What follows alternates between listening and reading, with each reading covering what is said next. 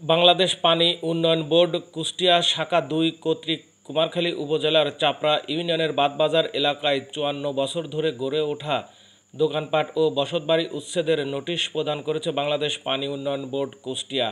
এরই পরিপ্রেক্ষিতে তীব্র প্রতিক্রিয়া সৃষ্টি হয়েছে। এই ঘটনার প্রতিবাদে মানববন্ধন, বিক্ষোভ ও স্মারকলিপি প্রদান করেছে ক্ষতিগ্রস্ত ব্যবসায়ী ও স্থানীয় বাসিন্দারা।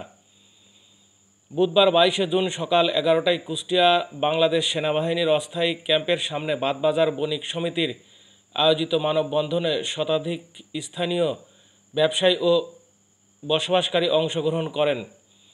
বাদবাজার বণিক সমিতির সভাপতি ফারুক হোসেন বলেন, আমরা দীর্ঘ ৫৪ বছর ধরে এখানে ব্যবসা ও বসবাস করে আসছি। হঠাৎ করে ৭ দিনের মধ্যে জায়গা খালি করার জন্য পানি উন্নয়ন বোর্ড যে নোটিশ দিয়েছে তা বাস্তবতা বিবর্জিত ও অমানবিক।